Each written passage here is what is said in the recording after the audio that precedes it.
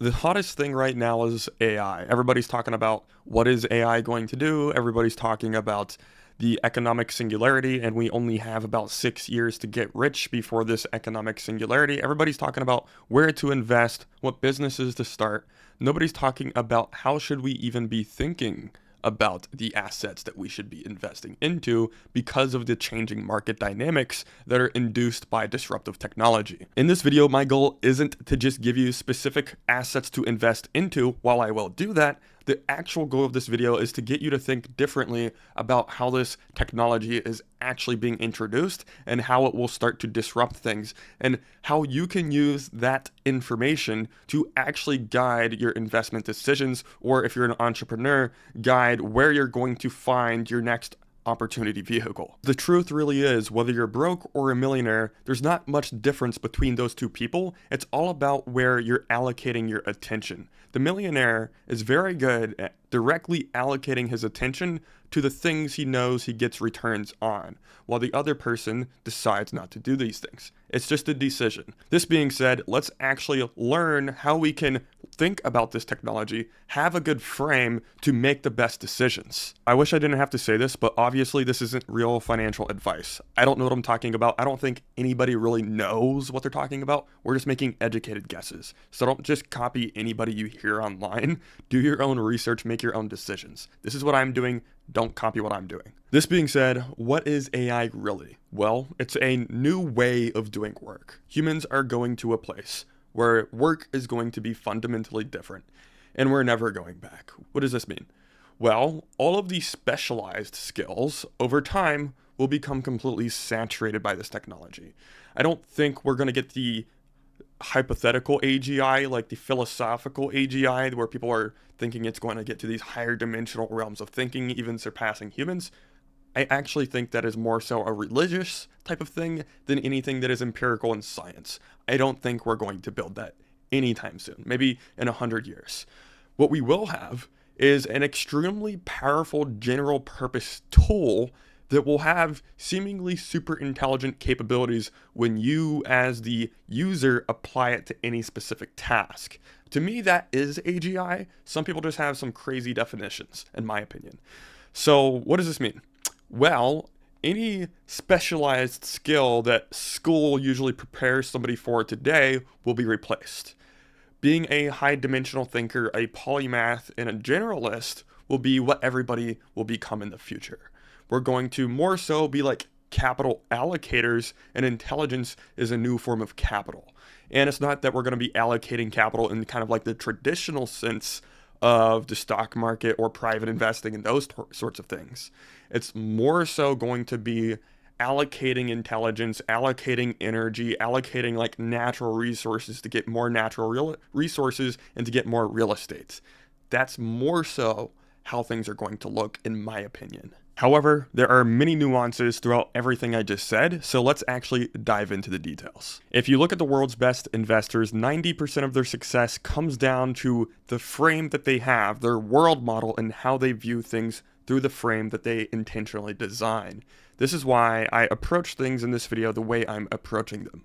I am building a frame from the very beginning of this video, the parts you've already seen, to the very end, and then finally into the specific assets that we will cover. The entire thing is building a frame, stacking ideas and concepts on top of each other so that we have a filtering system to help us identify the gems that are in the roughs of the dirt. Starting off, we're going to approach things a little bit differently than you may be used to. We already have a good idea of what the technology of AI is. Then we're going to talk about the sectors that I think are going to be valuable. Then we're going to go into public companies. Then we'll go into crypto. And then from there, we're going to talk about the market dynamics at large. And I'm going to explain how I see things going towards the future.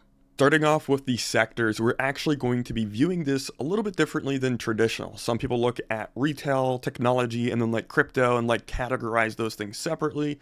I'm going to be viewing things from a different point of view. If you look at how crypto technology in general is now becoming more widely adopted, and I think over the coming years, it'll be a massively adopted technology because of things we'll discuss later, I actually think the paradigm of how we view the markets is going to be changing. And I think I have a model that might be similar to what it becomes. That being said, what are the sectors that I'm looking at and why am I thinking about them in this way?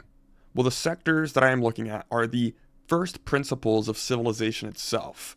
Civilization is comprised of nothing but energy, materials, intelligence, and labor. If you look at a human being is intelligence and labor. We are these laboring, intelligent machines. You could call us that if you really wanted to, right? And then we also have energy and materials. All of technology is nothing but the recombination of energy and materials. That is all civilization is. Intelligence, labor, energy, and materials. Whenever you combine these things, you get civilization. Now, there's also another part to this, and that is community. Community is like all of those things combined, plus like coordination, cooperation, governance structures, all of those good things. These are the 5 sectors I'm looking into: intelligence, labor, energy, materials, and community. Why am I laying it out this way?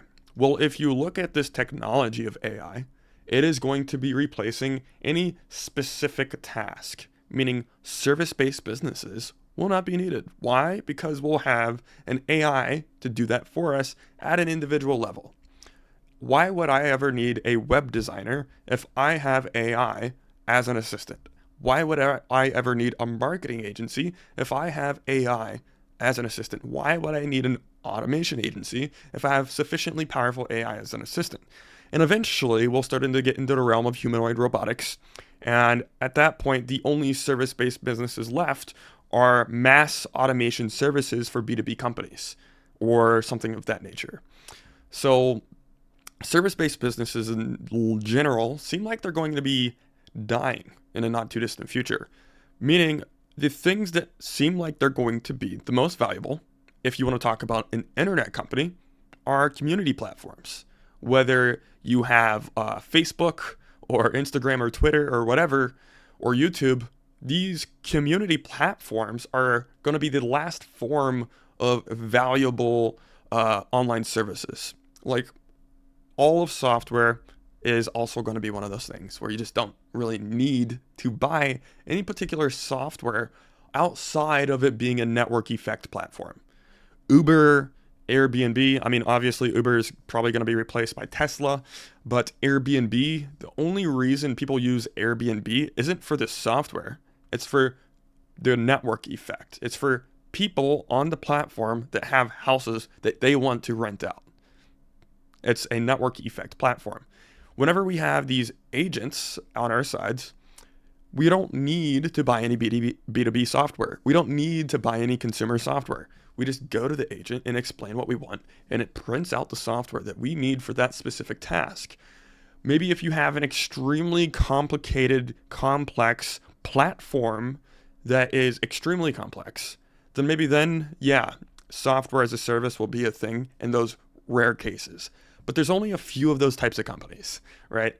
So majority of the SaaS applications will just not be needed as business models. AI, a sufficiently powerful AI, is the final version of software. It's the final version of service-based businesses. It's the final version of like multiple categories of business, multiple sections of business that people do today.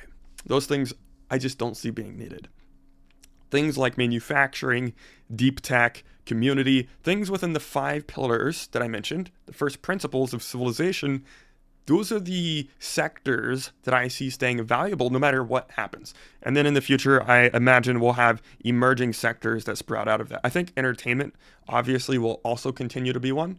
And then within these 5 sectors, and you could even throw entertainment in there if you wanted to, there are obviously subcategories that we can be either building in or investing in. Now that we've covered the sectors, using what we know, let's get into specific stocks. I think the first obvious one is Tesla. They have AI, which fits in the category of intelligence. They have robotics, humanoid robotics, which fits in the category of labor. They also have autonomous vehicles, which also, in my opinion, fits in the category of labor. They also have a community platform or a network effect platform for the car fleet. So whenever you are trying to ship out your car or you're trying to rent out a car, they will have a community platform or a network effect software application that isn't just the software as a product, the people are a product, and the product is the cars. They have a community platform, a network effect intertwined with all of these different things. And they are also an energy tech company.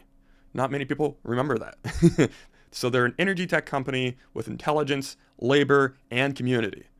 The only thing they're missing is materials, which, by the way, if you look at what SpaceX did, I think it was a month ago now, they sent up their very first ever asteroid mining mission.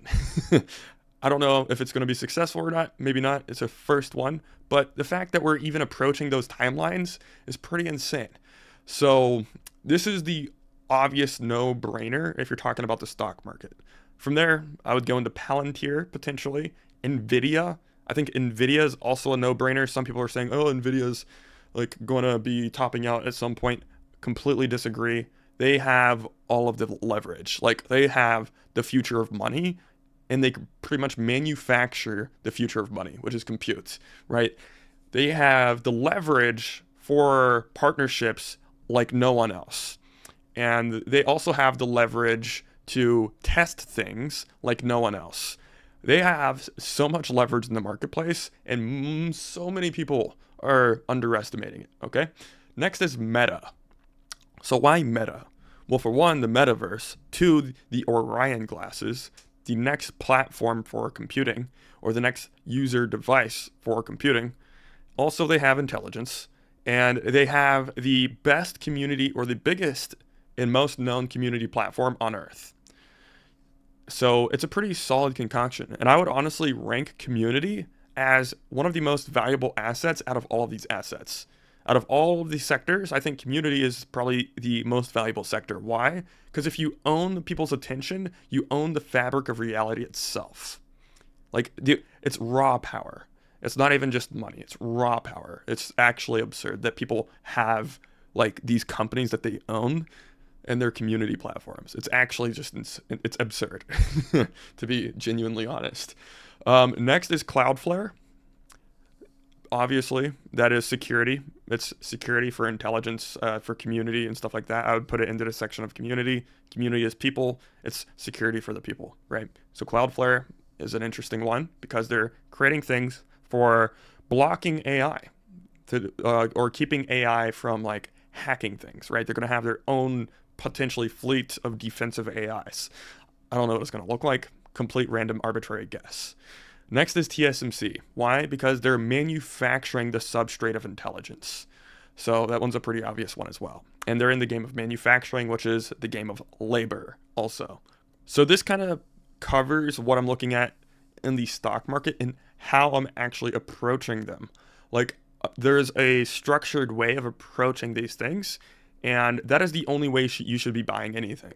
Like, other than that, don't just trade off of highs and lows. Don't just buy something because everybody's buying it. Don't just buy something because it's dipping. Buy something from a principled place. Like, if you believe in the company, if you like the product, and then it fits into these frameworks, that's what you should be buying, not anything else. Yeah, that's my philosophy, at least. It's serving me well. Now let's get into crypto technology, which there's a lot I want to talk about here, but there's a few subcategories, not like the entire category of crypto, but like categories within like the altcoin sections of crypto, which aren't really popular right now, as you could probably tell, but I actually think they're going to have a pretty good future. If you look at like real world asset coins, like RWA coins, I think those are going to perform phenomenally. Or if you look at certain AI crypto coins, those are going to perform phenomenally. Why? Because a lot of these coins actually have real utility. Like having compute trading nodes and stuff like that, that's going to be something that is extremely valuable. A distributed cloud computing structure where you're using crypto to exchange things and everything's tokenized on blockchain, that's where I'm looking for the AI crypto section.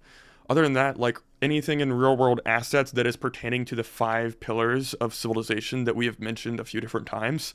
Other than that, something that's also interesting since AI is coming and probably about 50% of the population is just going to be like hedonistically consuming things arbitrarily, as they already do. Um, Gaming infrastructure coins seems to be like a reasonable investment because honestly, I think that like 50% of society will probably make all of their money online playing video games. Sounds absurd. I genuinely think we're going to a place after AI automates like 80 to 90% of work, or maybe even less, maybe like 20, 50, 60% of work. You're going to see a lot more people playing a lot more games, and they're going to find ways that they can reward the users, like the gaming developers will be able to reward the gamers with ways of making income by playing the game to incentivize them to play more. And we're basically going to have like a Ready Player One future, especially as Web3 really starts to take off, which I'll explain again why I think it's going to really take off. So, gaming infrastructure as a category is something I'm also looking into, and I am actually actively putting money into. Um, these are the categories as far as coins go. Now, let's talk about the macro dynamics of the markets and the economy and how crypto, I think, is going to be playing a massive role into that. So let's look at the bigger picture. Let's look at things from like a macroeconomic point of view, considering some geopolitical stuff, right? Obviously, the entirety of Western civilization has been in a steady decline. Like slowly and steadily, we have been declining for a multitude of reasons. Primarily because we haven't really made any progress in science and physics since the nuclear age. For 79 years, we haven't made any substantial breakthroughs in physics, which is absurd. Why? Because the government, over many, many, many decades since that period, has becoming slowly and slowly and slowly more corrupt, which most people are blind to because they don't study history. But it has been becoming slowly and slowly and slowly more corrupt, classifying entire parts of math and physics, having more control over civilization, having more control over people like you and me, slowly becoming tyrannical, right? And thankfully, we have people like Elon going in there, and everybody who is like a crazy person and thinks Elon is like a crazy person or a Nazi or whatever. I'm sorry, you're just like pattern matching to the meta-organism of humanity who watches the legacy news and believes what they hear. But if you approach things from first principles, you would see that China has literally said their goal is to saturate the entire globe with information technology and take territory that way. They literally stated it, by the way. Xi Jinping stated that their goal over the next century is to take territory, not through bullets, but with information technology, through market saturation. And then you can, guess what? Guess what? The next generations of humans in these areas are born into a place where all of the propaganda, all of the information is Chinese. Guess what Xi Jinping does? Whoever controls the past controls the future. If you go to DeepSeek, all of the past events, historical events of like communist dictator events in China have been erased from these models. So the long-term vision is to have global totalitarian regime with China being the number one victor, which they are slowly doing that, and they're actually doing quite good, unfortunately. But yet people want to throw stones at Elon for trying to make the government more efficient and remove corruption and all of these things. Blows my mind. Anyways, I'm not gonna keep harping on the fact that 90% of people are living in idiocracy and they have no idea what's going on. But I know I'm gonna get so many hateful comments. But if you look at the macroeconomic point of view of this technology and everything that is happening, we have obviously the Western civilization is slowly dwindling. I hope we can bring it back. I am slightly skeptical because usually, I mean, it depends on how far the system becomes corrupted. But as a system becomes corrupt, and it has been becoming slowly corrupt for about 80 years now, as a system slowly becomes more and more corrupt, it becomes harder to revitalize the system. Usually, things like this are only fixed through like revolutions and civil wars. Obviously, we don't want that to happen. What does this mean? This means I think Bitcoin will be replacing the US dollar. And you already see people who are smart, like Donald Trump. I know I'm going to get hate in the comments for that one too. People who are smart saying, okay, we're probably not going to fix the US dollar. We're probably not going to fix all of this debt. We need to get rid of the Federal Reserve and adopt Bitcoin, which is the game plan, actually. So what does this do? We get the United States using Bitcoin a lot more, slowly and surely, more and more and more. Global FOMO from entire nations into Bitcoin. At this point, I mean, crypto as an asset class is mainstream. I don't know the time horizon for all of these things, by the way. I'm assuming it's within the next decade. This is going to be happening over years. So now all of crypto becomes mainstream. I actually think there is another forcing function besides the massive one I just described. There's a massive forcing function besides the one I just described. What is that? AI agents. If you are an entrepreneur or somebody is trying to start a startup or build a business, the best way whenever we have AI agents isn't going to be in the legacy model of doing business with US dollars. US dollars are going to be a declining asset. Why? Because the people who want to build businesses are going to want to do so in the most efficient and effective way possible. Currently, there is way too much regulation to even build a business with autonomous AI agents that are doing transactions autonomously within the space of Web 2 or US dollars in that current regime. It's just not possible. It's not feasible, right? Web 3 is like, it's like anarchy, lawlessness. It's like the Wild West. Whatever you want to do with your AI and whatever business you want to start, whatever thing you want to build from scratch, you can do, right? Build it from scratch. You can absolutely do that. That being said, that is a massive forcing function for the entire asset class of crypto technology. So what does this look like? I think over the next decade, we're going to see the US dollar and crypto sometime in the next decade. Like half of the wealth of people won't be in like the current version of the stock market. I think we're going towards a blockchain, a crypto type of investment paradigm, where all of the startups who are serious over the next decade won't be started within the legacy system that we have today of the stock market. They'll be started within the new system of crypto technology, meaning altcoins are going to be probably one of the biggest things in the future. While they are in the toilet today, I actually think they're going to be really huge in the future. And crypto technology in general is just going to be exploding beyond belief, especially if you look at the markets today. This is like, it's actually hilarious, the current state of the markets. This is like FTX crash times 5. It should not look like this. If you, like, again, not financial advice, but I would be buying the dip. By the way, this is going to be playing out over years, not just like the next year or the year after that. I don't know how many years. And I don't even know if all this is going to play out. Again, remember what I said in the beginning of the video. These are all like educated guesses.